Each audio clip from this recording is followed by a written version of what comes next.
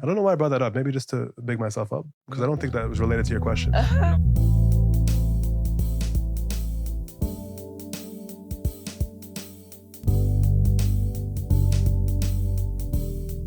In a healthy relationship, when you get married, you're saying there's these mutual goals, mutual values that we have, mutual things that we're trying to work towards. Yeah. I feel like sometimes that may shift, and if that's not communicated well, there can be resentment. You got married with the idea of like, she was in school, you were working on some things, whatever. So this mutual idea of like, we're gonna work on this together. Yeah. Was there a time where you felt like your values had changed and you didn't communicate that to each other on what financial goals that you had? Like, for instance, you were talking about doing the financial courses and stuff like that. Was that something that was communicated before, like, or you didn't know? Because sometimes you come into a relationship, you don't know all the Yeah, dynamics. for sure. Was that a value? You go like, oh, I didn't realize this was a value that I had. Now you're stressed and resentful because she maybe didn't jump onto that right away or whatever. Were you able to communicate like, hey, this value has changed for me? I don't think our values changed, really. I think we came and aligned on values, things that we wanted to experience, prioritize, etc. I think less than values changed. I think we just really saw each other's finances up close in the way that we approached the actual money management and the mentalities behind it. I think we saw more of that. Experience, prioritize, etc. I think less than values changed. I think we just really saw each other's finances up close in the way that we approached the actual money management and the mentalities behind it. I think we saw more of that. And I think that I encountered my own financial mismanagement more, having to be married and support a wife and be accountable for my money, right, in ways that I never had to be before. Okay. And I also encountered her, like Genevieve's financial wisdom. Like there were some areas that I was strong and some areas that I was weak, but Genevieve, by and large, had more financial experiences in a lot of ways, and I learned a lot from the things that she did and the way she saw things financially.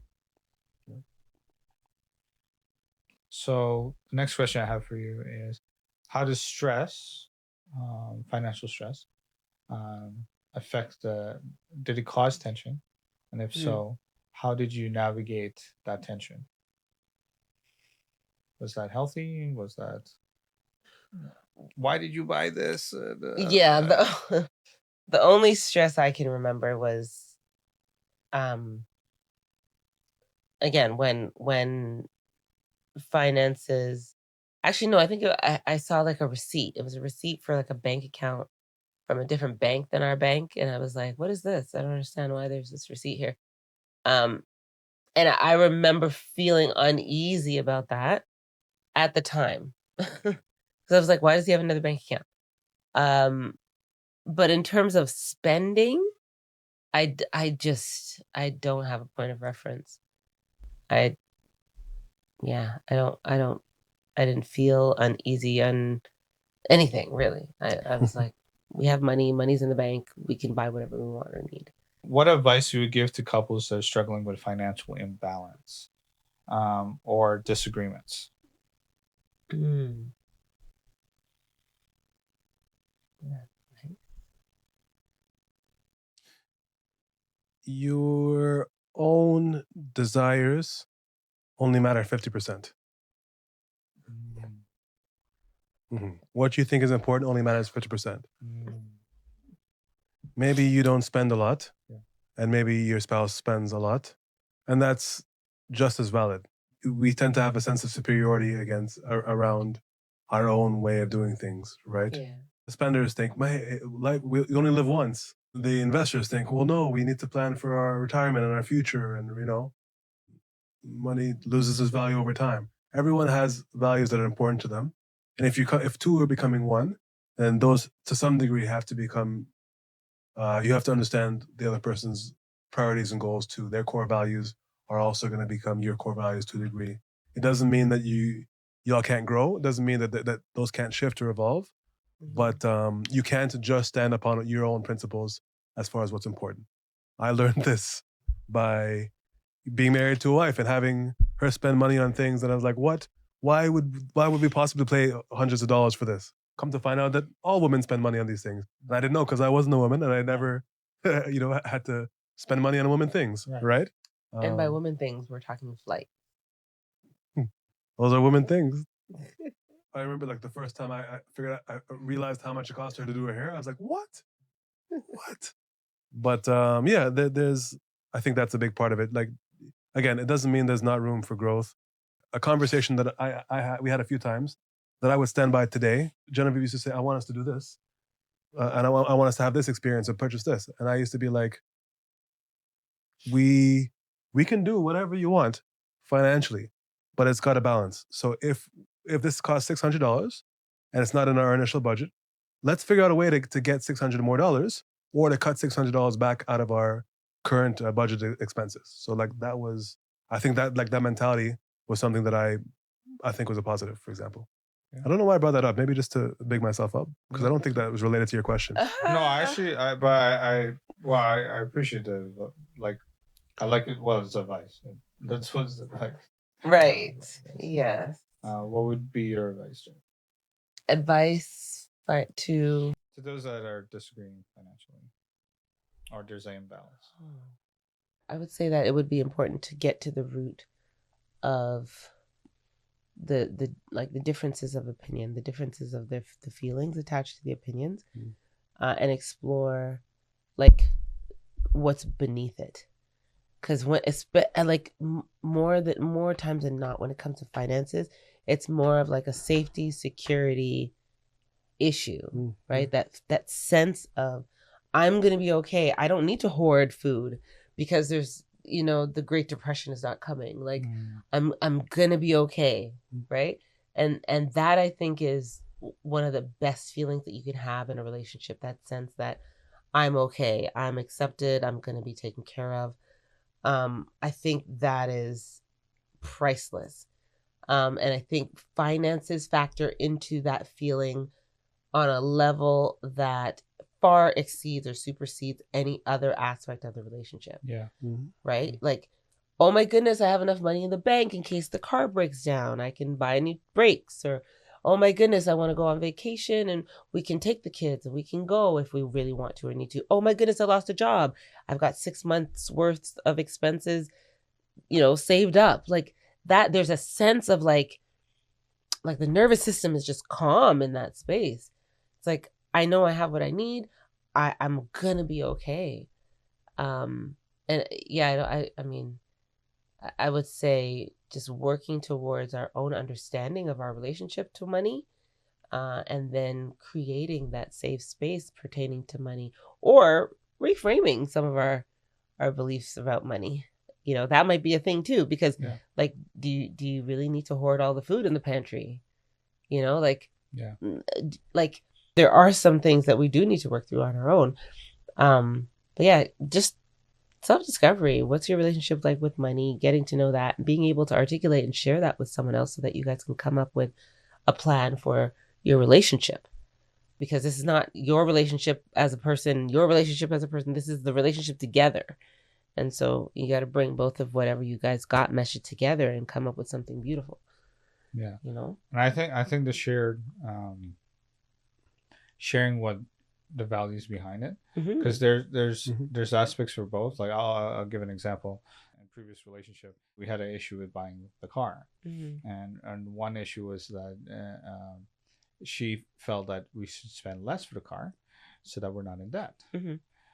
For me, I said, well, if we're going to be in debt anyways for a 5-year loan or whatever, I'd rather a car that works, because if it didn't work, I'm the one that's trying to fix it. So I'd rather get a car that I don't have to worry that I got a lemon or it's not working or whatever, and I'll get it from a certified dealership and it was work. It doesn't need to be brand new. I'm good with used. It just needed to be reliable, right? And that was a point of contention, because her values, and was looking at, okay, well, how long are we going to be in debt for this? For my values was like, hey, like I don't want to be stranded somewhere with this, or like I because for me, if there was a car issue, I was super stressed about it. Like it's like there was a sense of safety that both of you were looking to fulfill, exactly. but in different ways. Yes, exactly. Right? So because of that, there was this dynamic that was really hard to get through, because we're both valuing two different things. at the time. Yeah. So Yeah. yeah. Great point. It would seem that you didn't necessarily encounter as much financial issues as I've heard from other couples, probably because of longevity. I feel like the longer the marriage is, some of this kind of comes up a little bit more. One thing I would ask is like you were kind of hitting on the fact that when she was in school and you were working, what was the tension there, and how did you get through that? Who do you feel was held the most responsibility when it comes to finances? I think Genevieve's level of financial literacy at that time exceeded mine. I think so the reason I picked myself basically was because of the combination of proactivity and execution. Right. Like I was, again, the one planning and thinking things through and trying to figure out what do we need to do and how do we do it? Do we need to take a course to learn how to do this better?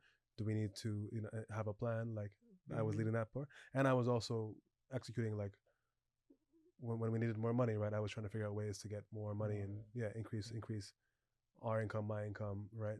So I think that's why I think that the flip side, which is fair, that Genevieve rightly feels, I mismanaged definitely more of the money, much more of the money. It's the same thing that we've talked about in previous podcasts. I think my decisions were kind of up and down, and Genevieve's were more steady, right? For sure. But in this case, especially, I think that, like I said, the fact that the planning and leadership and execution, and to a degree, like we survived, right? We didn't starve for that year. Sometimes, depending on how the spouse, each of you guys lived before, so sometimes one spouse has lived with their parents, and the other spouses live by themselves, and then they get married, and the person that lives by themselves knows all the full responsibility. I gotta pay for phone bill, I gotta pay for electricity, I gotta pay. Person that pays, live with their parents, they maybe took on I pay for my own car, I pay for my insurance, for phone bill, but don't know the full brunt of responsibilities. So when they come together, they might be a little bit of naivety there in whether on the total responsibilities for now the couple being together. Was that something you guys encountered? Yeah, I think so. I think so. Yeah, I think that was there for sure. Yeah, definitely on my end. Definitely, a lot I didn't know. Okay. Yeah. But was it because of like upbringing, or how do you live before, or? I think in general, I'm oriented to live pretty simply. Okay. Right. I don't need a whole lot to be happy as far as living. And I'm happy to, especially in the past, especially at that time, not have to deal with certain responsibilities and let other people deal with it. So I had never signed a lease before. Even when I lived elsewhere, I lived with roommates. Okay. So for example, there's a lot of things. I'd never purchased a car. Like there's a lot of experiences I'd never had, and didn't overly care to have. So How did finding out those things, how did that add stress to your relationship? Like, Jen, were you going back to him and go like, hey, aren't you aware that this is supposed to be happening? Like, are we supposed to be doing this? Sometimes. Yeah. Okay. But not often enough to make it feel like a thing. But there were a lot of like scary moments for me where I was just like, I don't even want to find out what's going on, because it was just, sort of blow me away. But yeah, I think, guys, I'm fading right now before your very eyes. Genevieve, you were saying like you had put up your shoe to say that you carried the responsibility of the finances. How do you feel you did that, and what was the dynamic there? I think when it comes to like partnering with Samuel and advocating for using our money well, where to put it, what to do with it, what to dream about in the future, that kind of thing. Even sewing, like making sure we set aside our tithes, things like that. Like I was there for that 100%. And rooting for us, and so that sense of responsibility and ownership I took on, and I did that with the most like positive lens, right? So looking forward and seeing us doing well financially and using our money in ways that were honorable, that were giving back, that also helped us to build and invest and all that stuff, like leaving legacy and looking at the next generation and all that kind of stuff, supporting friends and family, like helping, serving, like all of that. I was there for that. Now, when it comes to the idea of responsibility, that's my vision. Like, that's what we're supposed to be doing with our money. Mismanagement, to me, is a disqualifier. That's like stealing. It's like robbing a bank or whatever. Like, that's not the thing to do. Right? And I would say that I was consistent overall in our marriage when it came to advocating for us to be financially honorable. Yeah. And I would just say, as a quick response, like, I was the primary reason that there was money to mismanage. Yeah. Yeah. And not just, like, again, not just because of earning, but because of strategy, and because of strategizing to earn, and because of strategizing where we were going.